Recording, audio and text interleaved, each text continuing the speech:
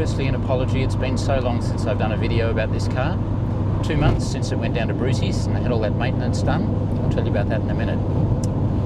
I tell you, on a sunny, cool day, there's nothing nicer in terms of classic cars than purring along in a V8 928, just rolling through sweeping bends like this, cruising at 100, drinking fuel at a positively alarming rate. In fact, it's showing empty now.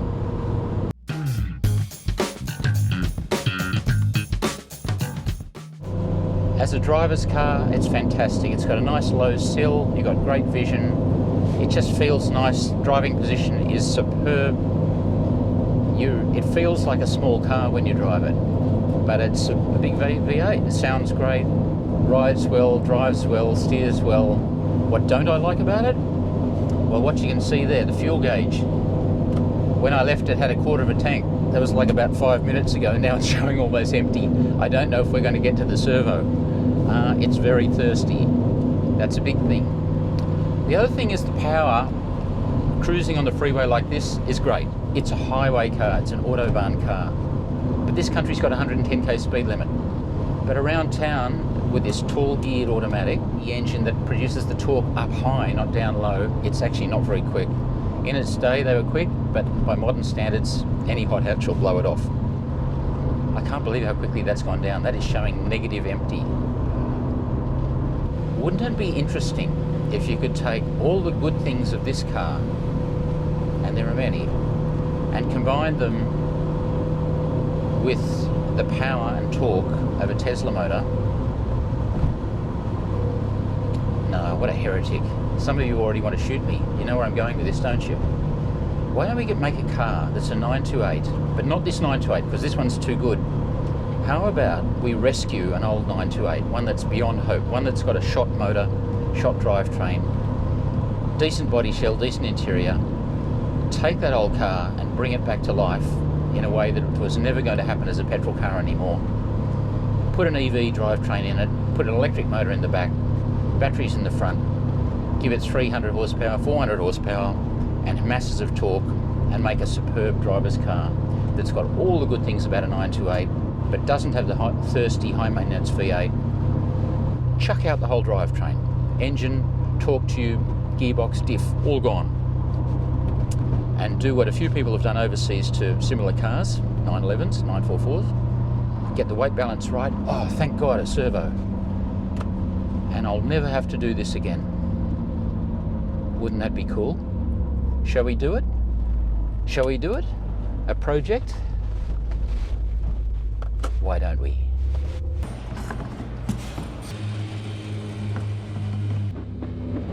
$105. Thank you. So as we know, one of the nicest things about an old 928 is the way they sound. You can tell it's an autobahn car, can't you? This is second gear.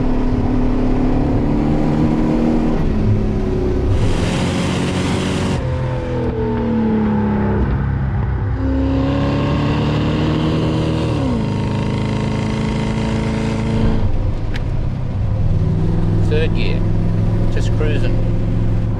Yeah, the Taycan came up here a bit quicker than this, for sure, and the 458. If you haven't seen those videos, do have a look.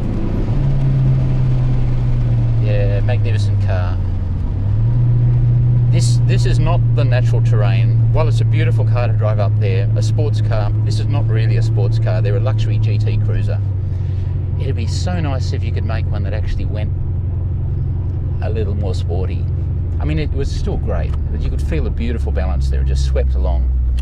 Can't believe it. 40-year-old car goes like that. How nice is that?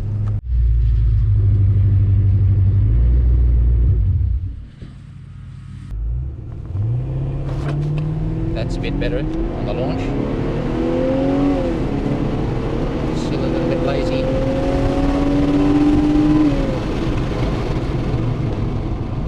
There we go, 6.7 seconds, exactly matching the standard car.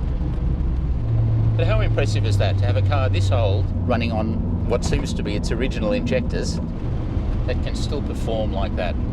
amazing. Just amazing. How nice is this, sort of sweeping from bend to bend? You don't even have to be going particularly fast. Get it in there, hook it in. Lovely progressive feel. You can feel the weight balance is so nice. Fantastic. Actually, that's really good grip.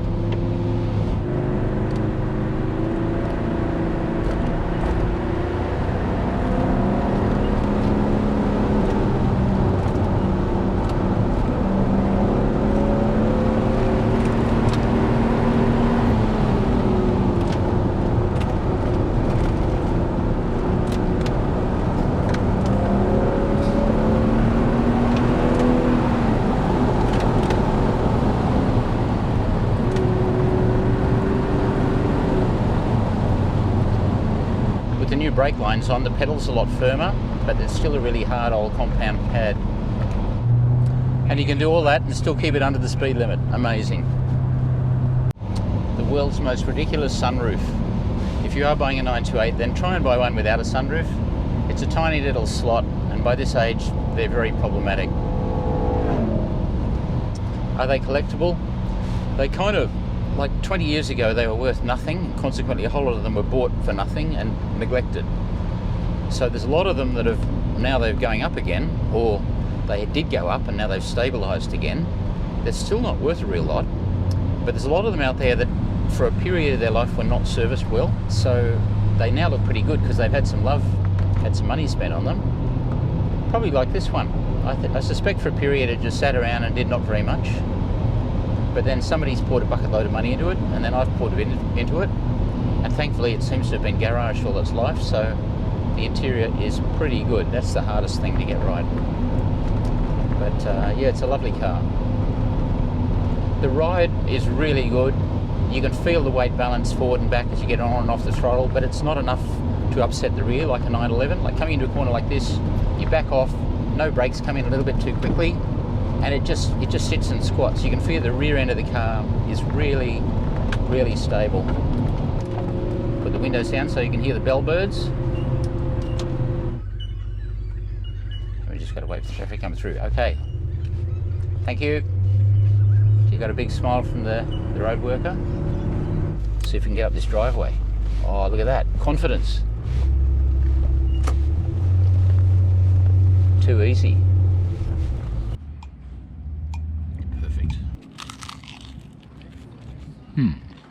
6.7 seconds. There can't be too much wrong with those injectors. Didn't even have new spark plugs in it. I've got some cool reading material here. It's my invoice from Bruce Buchanan. And I tell you what, when Bruce writes an invoice, you don't get an invoice, you get a full story. Everything that still needs to be done. And we won't actually show you the number, but let's just say it was more than half of what I paid for the car in the first place, for the first maintenance. And the brief was, just make it safe and make it reliable. It's to be expected. You're buying an old 928, you're going to have to spend money. And not only do you get the work done, you get the full story as well. There's no such thing as a cheap 928. If you buy one cheaply, you're going to have to maintain it. Well, I can also tell you that about 5,000 kilometres before I bought the car, the previous owner spent more just getting it ready for sale than I actually paid for the whole car. So that, combined with what Bruce has invoiced me and with what Bruce has already told me is coming up next, is a considerable amount of money. And most of it hinges around the motor and drivetrain. Maybe electric's not such a stupid idea after all. Oh, mate, you're a fucking dill. What's that I hear you say? It is? Mind your own business. So I would like to actually say thank you to Sean and Bruce for doing such a caring job on my car. I feel a lot more confident driving it, even though it still needs a cam belt, a water pump, and the aircon doesn't work, and a few other things. We've made it safe and we've made it reliable. Thanks, guys. Two big surprises though. Remember those fuel injectors that he said had it? He drove around the block and said, they're 40 years old, they're gone. We'll need to change them, and the results were going to be, in his words, biblical. And by biblical, I think he meant the book of Revelation, you know, it was going to be a revelation. Well, not so much. He spent a day of his own time, because he found, as I suspected, no difference, or very little, which is quite odd, because we made a big deal about that. So not so much the book of Revelation as maybe the book of Job or the book of Numbers. Anyway, the old ones went back in, so they mustn't have been that bad after all, clearly. However, he did note on the invoice that the injectors are old and need replacing. Anyway, he didn't charge me for that work. They went in, they came out, whatever. Did do new guides, so all the safety aspects, the little the sleeves and all the rails. He cleaned up the rails, even painted the rails for me, did all this nice stuff. And that kind of bears out what I thought, because before I took it down to him, I did a little performance test, acceleration 0 to 100, and we got about 6.9. Even in the book it says brand new, 40 years ago this car only did 6.7. So that was quite a surprise. And the other thing that really surprised me was, despite changing all those rubber bits, he didn't change the cam belt. Now, normally when you buy a 928, the very first thing you do is change the cam belt, if you're unsure about its age, and the water pump. And for some reason, they must have decided it wasn't as bad as we looked. Remember, we looked at it, and it seemed to be, according to the sticker, 20 years old. And that's a no-brainer. You just pull it straight out and change it. We suspect there's been another one put in since then, and possibly recently, because it didn't actually look that bad. Bruce says they were just trying to spare me all that expense up front.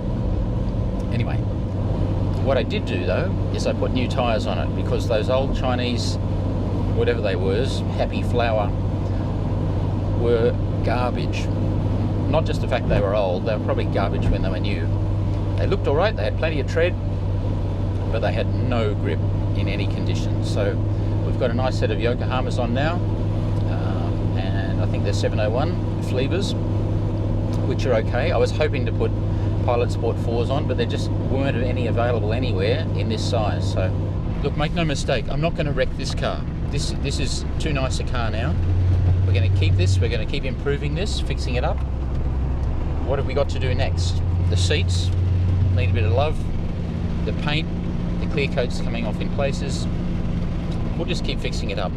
It doesn't need any more performance. It is what it is. It does need the air conditioning fixed. That's a bit of a mess. Down this steep hill, it's about 8% downhill, 10% downhill, no brakes, because you've got so much engine braking. And that's the thing with an electric car, you get the regen braking as well, one pedal driving. It'll work. And no, you wouldn't be missing the whole changing gears thing either, because 6 out of 7 928s sold in this country were automatics. It's only the GT and very few S4s and the earlier ones that had a manual box, and the early boxes were very bulky anyway. So if you were to electrify this car, no, you're not really going to be missing out on that manual gearbox thing, because there just weren't many of them out there.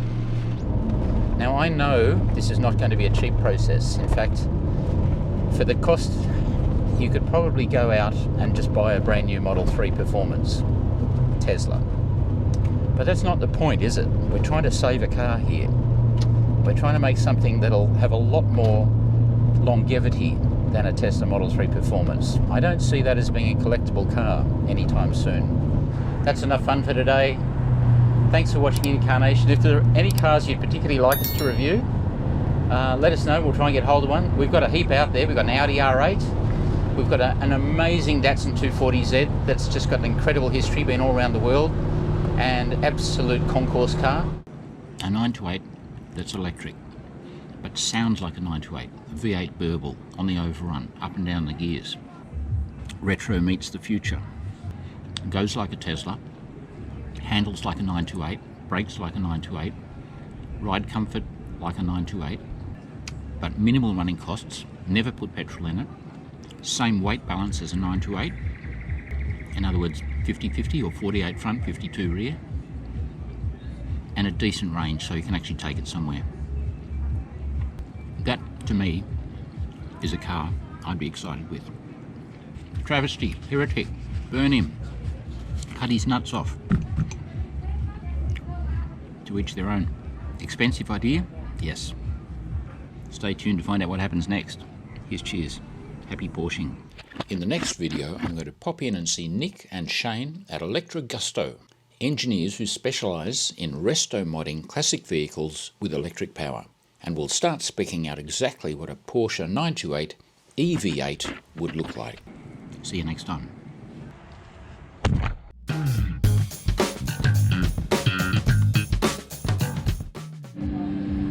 how do you think Bruce reacted when I told him this stupid idea? He was actually lost for words for probably the first time in his life. Let's just say he's not a fan of the idea of electrifying a 928.